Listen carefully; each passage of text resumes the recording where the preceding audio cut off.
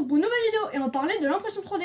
Oui, alors beaucoup de gens nous l'ont demandé, donc on l'a fait la vidéo. Voilà, donc on va présenter deux imprimantes, la AlphaWays U20 et la Disco Easy 200 de chez Dagoma. Donc pour commencer en fait, c'est quoi l'impression 3D? Mais en fait c'est un principe, il existe déjà plusieurs types d'impression 3D. Tout d'abord, le dépôt de filament. Donc c'est ce qu'on va voir aujourd'hui, on vous expliquera après ce que c'est. Et il y a une autre technique qui consiste avec des UV et de la résine à réfléchir l'UV sur la résine pour durcir la résine. Voilà, en fait c'est une sorte d'écran et soit c'est allumé, soit c'est pas, soit c'est éteint et du coup ça permet de faire des impressions beaucoup plus précises mais beaucoup plus petites étant donné que il faut un bac de résine. Et sachant qu'on l'a jamais fait, on va pas vous expliquer dans cette vidéo. Voilà. Donc là c'est par exemple une bobine justement d'impression 3D à filament, donc à dépôt de filament. Donc ça imprime du coup en plastique pour ceux qui connaissent le PLA. Voilà, donc ça c'est le PLA, c'est le plastique le plus général entre guillemets le plus commun en impression 3D. Ouais. Voilà. Mais il existe aussi l'ABS, le PETG, c'est le PLA alimentaire et voilà. Ouais.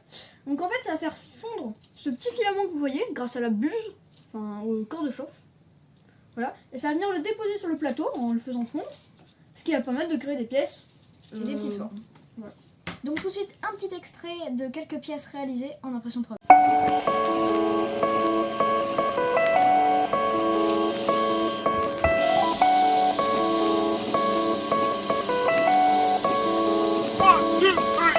De Matisse. Voilà, donc c'est une imprimante plutôt peu chère, donc elle est autour des 200, entre 200 et 300 euros. Voilà, avec son petit boîtier de contrôle, donc il y a la carte mère et l'alimentation dedans. Voilà, et là c'est vraiment l'armature de l'imprimante. Donc on voit bien les trois axes, le Z en hauteur, le Y pour le plateau et le X pour la buse.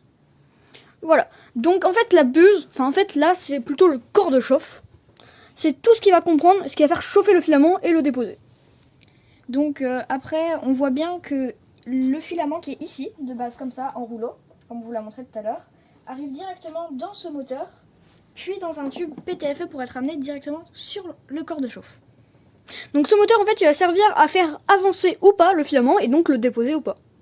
C'est pour ça que le plateau est chauffant, c'est pour justement faire en sorte que le filament ne refroidisse pas et pour avoir une meilleure adhésion. C'est ça, pour éviter que pendant l'impression, justement l'impression se décroche et que ça rate. Voilà, on en reparlera plus tard avec la Dagoma Easy 200. Voilà, donc vraiment cette imprimante 3D je vous la conseille parce que niveau rapport qualité-prix elle est vraiment pas mal et en plus fournie avec l'imprimante il y a quelques accessoires donc... C'est une marque d'ailleurs d'Angleterre je crois, oui. Une marque anglaise, même si elles ne sont pas forcément fabriquées en Angleterre, je ne pense pas. Et souvent il y a des petits outils comme ça livrés avec, donc là c'est une passe à 45 degrés pour bien couper le filament comme il faut. Et là on a une spatule directement pour décoller les impressions du plateau. Voilà, il y a également une bobine de 200 grammes qui est livrée avec. Donc là, la bobine blanche que vous voyez, c'est une bobine de 1 kg. Mais pour faire des petits tests, la bobine de 200 grammes est vraiment pas mal. Que vous avez vu en début de vidéo d'ailleurs.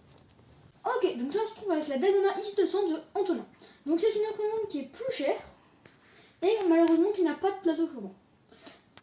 Bon c'est un peu le défaut de cette imprimante, c'est un peu plus dur pour l'adhésion. Voilà, mais en fait le prix vient surtout du fait que elle est française, elle est fabriquée en France par d'autres imprimantes 3D, donc toutes les pièces grises et oranges sont fabriquées par d'autres imprimantes 3D. Mais ce qu'il y a à savoir sur cette imprimante, c'est qu'au début il n'y avait pas d'écran, et en fait on peut le rajouter, et il y a des upgrades comme ça qu'on peut ajouter tout au long pour avoir à la fin ce qu'on appelle une Disco Ultimate, c'est une autre imprimante mais beaucoup plus haut de gamme et beaucoup plus précise. C'est ça, donc en fait à la base, faut juste acheter ça, donc ça coûte aux alentours des 300 euros. 300 euros, c'est ça. Et ensuite, pour 40 euros, vous pouvez rajouter ça, vous pouvez rajouter l'extrudeur, etc.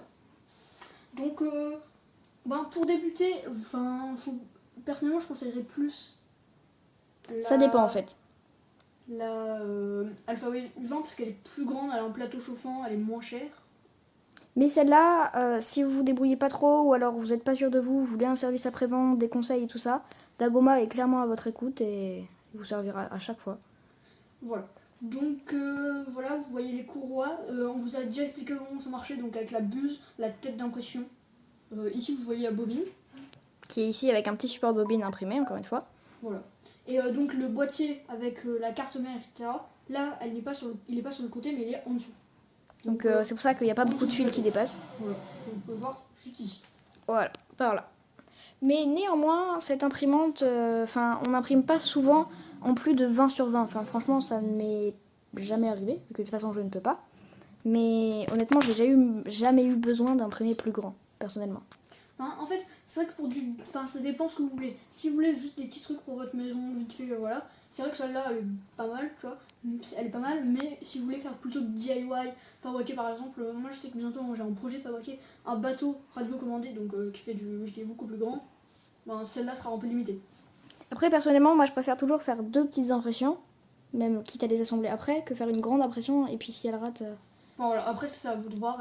Après, c'est les goûts, les couleurs, et ce que vous en pensez. Voilà, donc on va mettre une petite vidéo de l'impression.